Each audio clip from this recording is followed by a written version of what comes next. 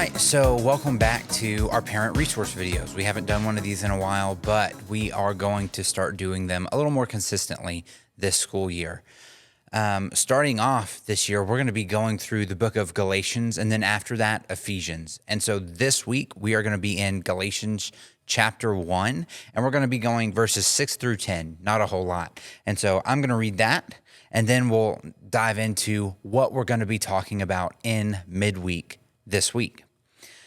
Galatians chapter 1 verse 6 says, "I am amazed that you are so quickly turning away from him who called you by the grace of Christ and are turning to a different gospel. Not that there is another gospel, but there are some who are troubling you and want to distort the gospel of Christ." Verse 8, "But even if we or an angel from heaven should preach to you a gospel contrary to what we have preached to you, a curse be on him. As we have said before, I now say again, if anyone is preaching to you a gospel contrary to what you received, a curse be on him. For am I now trying to persuade people or God? Or am I striving to please people? If I were still trying to please people, I would not be a servant of Christ." Paul is writing to the church of Galatia because he is so unimpressed with what he has heard that's going on over at that church. They're tempted to turn away so soon. And that's what we're going to be talking about. Our first point is turning to a different gospel. And don't hear me wrong, just like Paul, there is no other gospel. It's false whenever we turn to something. The gospel of Jesus is the only gospel. But so often we try to replace Jesus and his gospel. What do we replace it with? Well, several things. The gospel of making friends or keeping friends at all costs, no matter what.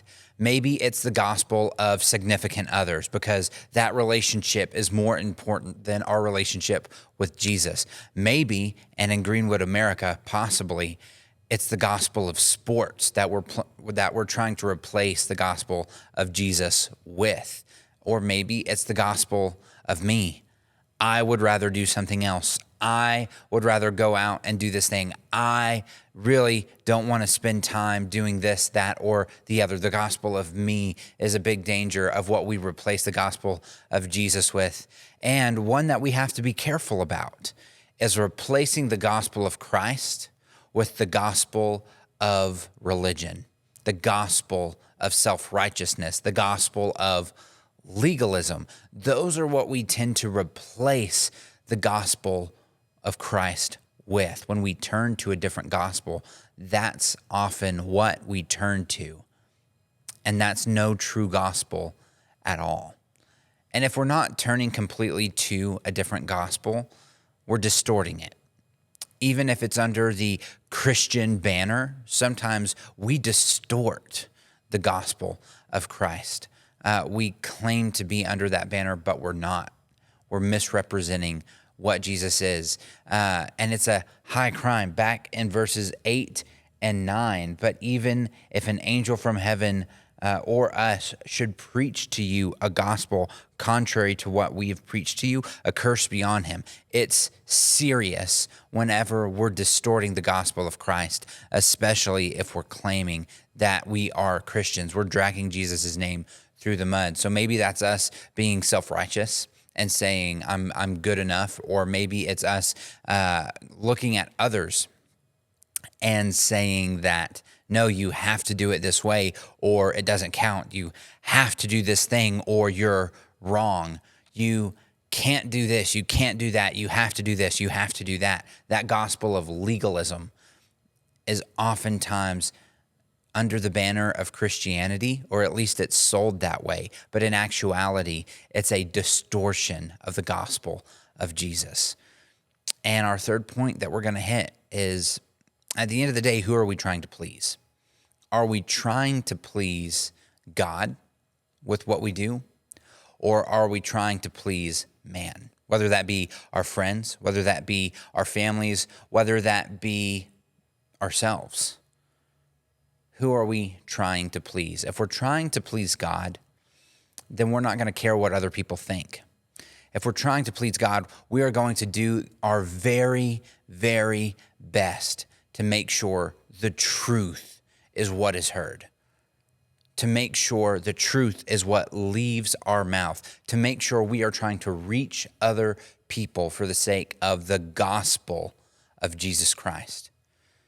If we're trying to please others, then it's easy to allow ourselves to turn to a different gospel because that's what other people would want, or it would make our lives easier because other people wouldn't be so against us. If we're trying to please ourselves, we're going to do what's easiest for us, not necessarily what God wants us to do. So parents, that's what we're talking about in midweek. Here's the thing, a parent point for you guys to talk about at home. Talk to your students about a time where maybe you realized you had slipped away into a different gospel, or the gospel of Christ was distorted, and how you got back on track. And maybe this is something that you see your students slipping into already. Maybe you see their priorities shifting and Jesus isn't quite at the top where he needs to be. If that's the case, you can use this passage in discipleship at home and say, look, there is only one gospel. So if you have seen that and lived through that yourself, take this opportunity to share with your kids that. Let them know that you're not untouchable and that you had a ways to grow in your relationship with Christ. And then encourage them if you see them slipping into the same or similar tendencies. That's all we have for this week. Next week, we're hitting chapter 2.